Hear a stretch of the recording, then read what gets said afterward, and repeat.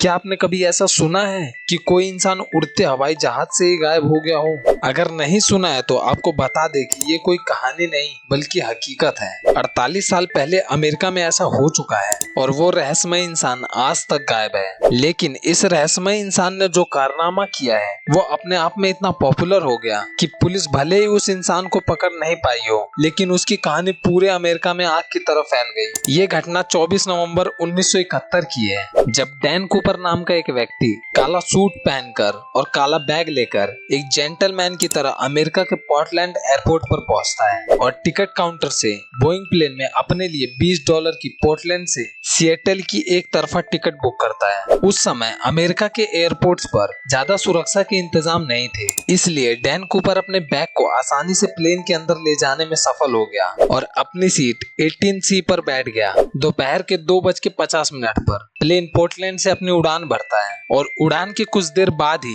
Cooper अपने लिए soda order करता है। उनके फ्लाइट का सफर सिर्फ 30 मिनट का ही था, इसलिए कूपर ज्यादा समय बर्बाद ना करते हुए अपने प्लान में लग जाता है। डैन कूपर अपने नजदीक खड़ी फ्लोरेंस चैपलर नाम की फ्लाइट अटेंडेंट को पास बुलाकर उसे एक पर्ची देता है। पहले फ्लाइट अटेंडेंट को लगता है कि कूपर उसके साथ फ्लर्ट कर रहा है, इसलिए वो पर्ची को अपने पर्स में डाल लेती है। लेकिन फिर कूपर उसकी तरफ झुककर धीरे से उसे वो पर्ची पढ़ने के लिए बोलता है। उस पर्ची में लिखा था उसके पास बैग में बॉम्ब है और फ्लाइट अटेंडेंट को उसने अपने पास बैठने को कहा था। इसके बाद फ्लाइट अटेंडेंट घबराकर उसके पास बैठ जाती है और कूपर को बॉम्ब दिखाने को कहती है। कूपर अपना बैग खोलकर उसे बॉम्ब दिखाता है और अपनी मांग उसके सामने रखता है और कहता है कि उसे $2 लाख और 4 पैराशूट चाहिए, नहीं तो वो प्लेन को बॉम्ब से उड़ा देगा और अगर उसकी मांगे मान ली जाती हैं तो वो सभी यात्रियों को सुरक्षित जाने देगा। फ्लाइट अटेंडेंट डैन कूपर की मांगों को लेकर कॉकपिट में बैठे पायलटों के पास पहुंचती हैं और पायलट कूपर की सभी मांगों को सिएटल की एयर ट्रैफिक कंट्रोल तक पहुंचा देते हैं।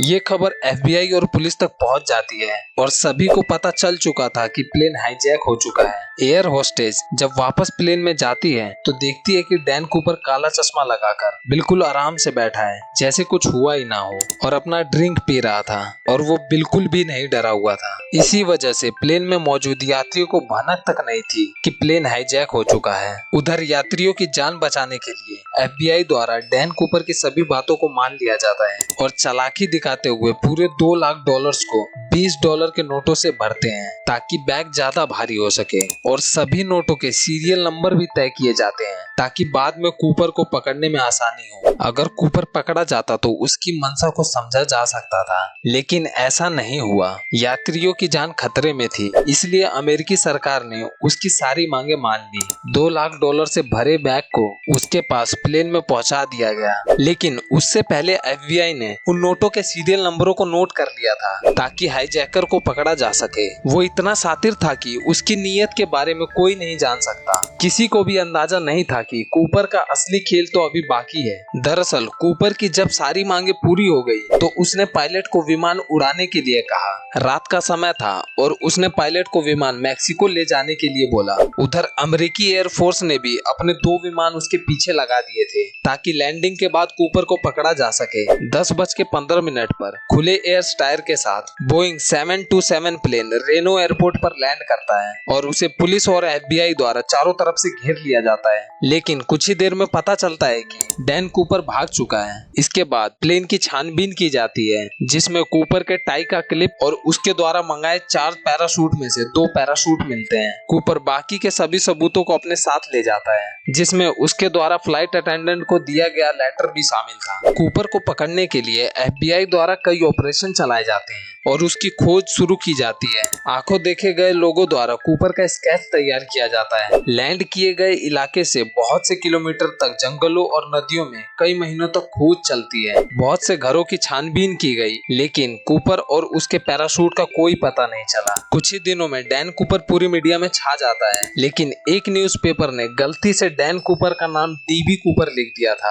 और लोगों को ये नाम ज्यादा पसंद आने लगा। इस तरह एक न्यूज़पेपर की गलती के कारण डैन कूपर का नाम डीबी कूपर रखा गया। कूपर के भागने के तरीके से FBI को लगता है कि कूपर ने किसी पैराग्लाइडिंग स्कूल से ट्रेनिंग ली होगी, इसलिए सभी ट्रेनिंग स्कूलों में पूछताछ की जाती है, लेकिन वहां से भी निराशा मिलती है। बहुत छानबीन से भी जब कूपर का पता नहीं चला तो लोग मानने लगे कि लैंडिंग के दौरान कूपर की मौत हो गई होगी, पर उसकी मौत के भी कोई परिणाम नहीं मिले। ना तो कूपर की लाश मिली, ना ही पैसों से भरा बैग, और ना ही कभी पैराशूट मिल पाया। लेकिन घटना के 8 साल बाद 10 फरवरी 1980 को 8 साल के ब्रेन नाम के एक बच्चे को कोलंबिया नदी के किनारे अपने परिवार के साथ लकड़ी इकट्ठा करते समय रेत के नीचे दबे हुए $20 के नोटों के 3 बंडल मिलते हैं। बहुत सालों से रेत के नीचे दबे होने के कारण नोट खराब हो गए थे, पर बीच के नोट अभी भी सुरक्षित थे और अधिकारी इन नोटों के सीरियल नंबर को देख के पहचान जाते हैं कि ये वही नोट हैं जो कूपर को दिए गए थे। इस घटना के बाद कूपर के केस ने फिर से तेजी पकड़ी, पर ये नोट यहाँ कैसे पहुँचे, इस पर बहुत विवाद हुआ। किसी का कहना था कि कूपर ने फिरौती में मांगे नोटों का कभी इस्तेमाल नहीं किया, उन नोटों को छुपाकर यहाँ रख दिया था, और किसी का कहना था कि पैराग्लाइडिंग के समय नोट यहाँ कूपर के बैग से गिर गए होंगे। ऐसी बहुत सी कहानियां बनाई गई, पर इन घटनाओं से कूपर का कुछ भी पता नहीं चल पाया। खैर, आपका इस पर क्या कहना है, आप मुझे कमेंट में बता सकते हैं। और अगर आपको वीडियो अच्छी लगी है तो आप वीडियो को लाइक कर दें और चैनल को भी सब्सक्राइब कर लें, जिससे कि मैं ऐसी ही सच्ची कहानियों के बारे में आपको बता पाऊँ। मिलते हैं अपनी अगली वीडियो में, तब तक के लिए धन्यवाद। जय श्री राम।